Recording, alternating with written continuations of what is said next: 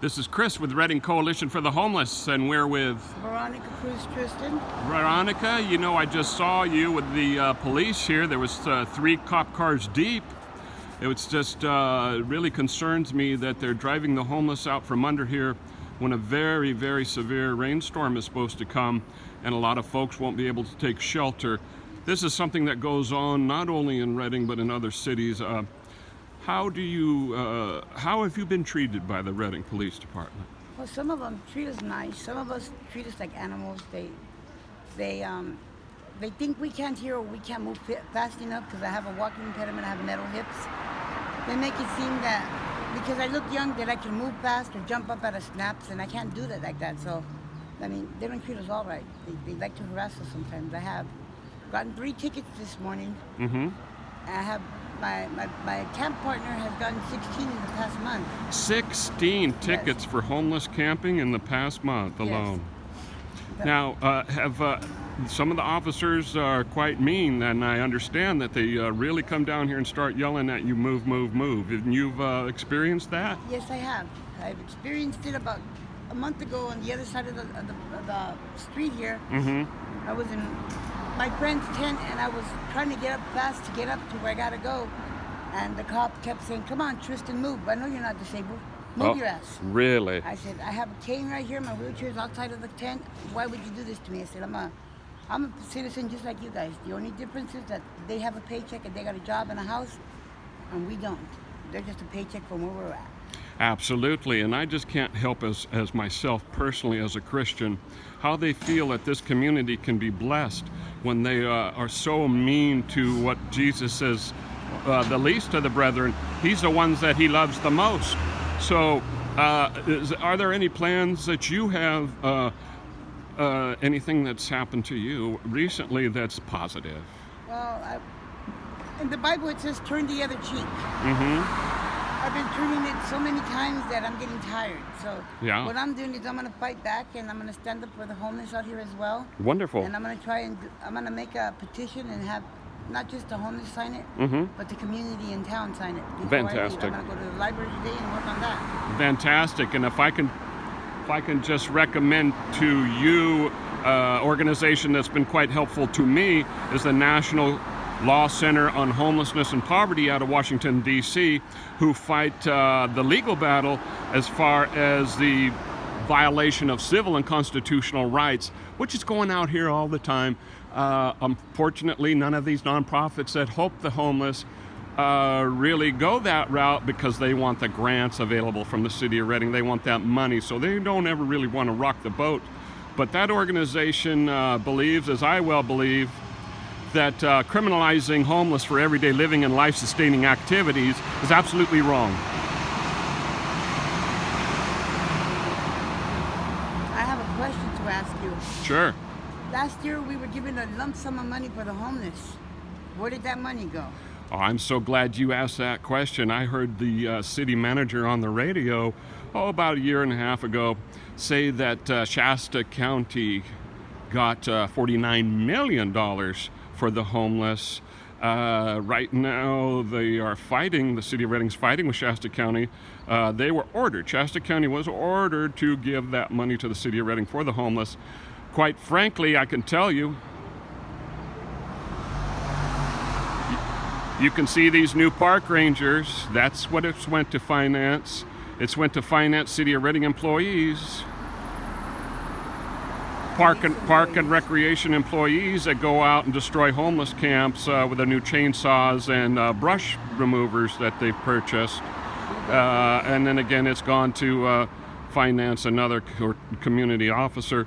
It's all gone to finance and criminalize the homeless, never to see that, quite frankly, everyone needs a roof over their head, or there's nothing safe about living out here, as you know. Yeah.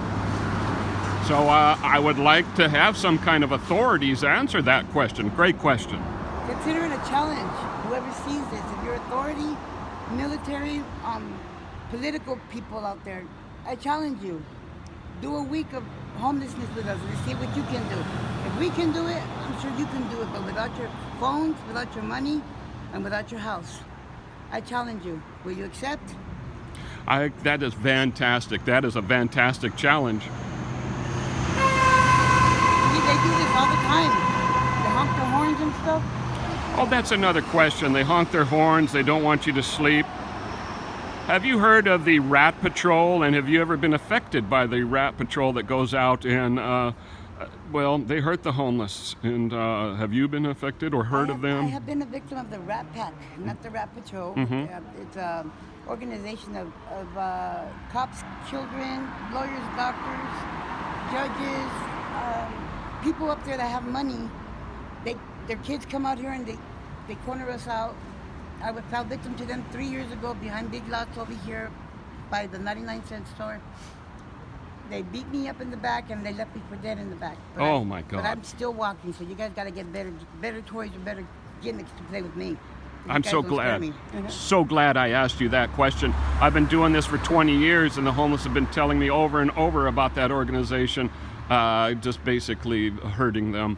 I understand also that they picked on the wrong homeless veteran one time, and he took care of a couple of them and beat them pretty severely, and I think they have it coming, quite frankly.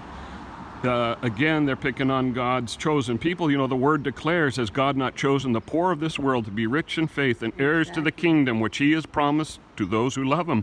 But RPD is dishonoring the poor man, dragging you to courts, straight out of the Bible. The Bible is coming alive. And again, I can't see Bethel Church, the city of Redding, or anyone getting blessed when you are just persecuting and just demoralizing.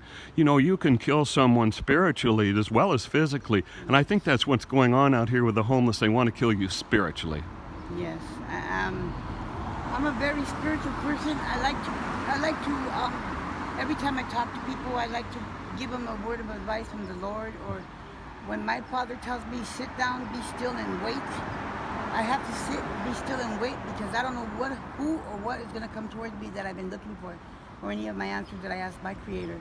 Absolutely. I listen to him instead of everybody out here. Absolutely, absolutely. And you know, the Nazis in 1933 made it illegal for gypsies and homeless and put them in concentration camps. I understand that's what they want to do here, a forced treatment center in the old jail here, Shasta County Jail, turn that into a forced treatment facility. They tried that several years ago. The mayor of Redding, the Bethel mayor of Redding, she got an incredible amount of flack for that, and rightfully so. I wasn't here for that part, but the cops asked me if I wanted to go to No Boundaries, and that's a program in a motel over there by Hinkles, and I'm willing to go, but they won't take my campmate with the puppies. Oh, that's right, and that's the problem with the mission. We have a dog with 8 puppies, and they were just born. They're 8 days old, 7 days old, and I'm not going to leave these babies out here innocent without a home or without a mom. I'm going to help them. God bless you for that. I really appreciate and respect that. You know, what was the name of that program you were saying there? No Boundaries? I see several of the motels downtown, or I guess that No Boundaries program. Is that run by Bethel as well? Yes, it is. And so they make you forced programs, forced praying.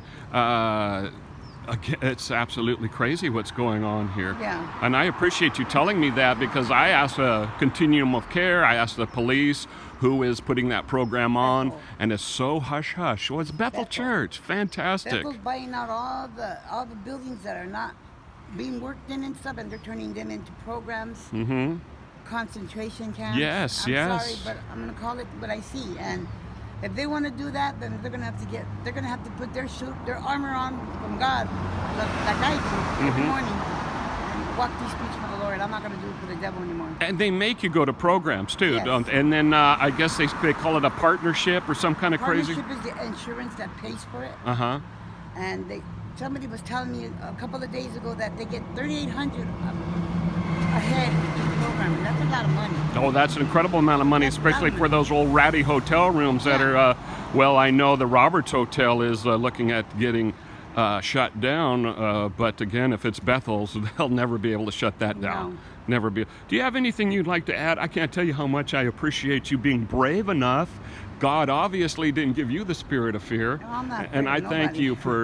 you for being You're welcome. brave enough to speak. My street name is Poison Ivy, and I'm a street mom. If you need anything, don't hesitate to come talk to me.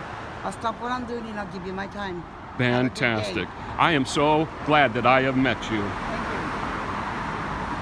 Well, you folks have heard it here out right on the street, what really goes on. I wouldn't listen to the city of Redding or the police, and Bethel is really doing some crazy things in this town. They're profiting off the poor and homeless, and that's wrong, and God doesn't like it, and you can sure Jesus Christ someday is going to turn that money changer's table over. Exactly. Thank you again. God bless you in God bless Jesus' you. name. God bless you, brother.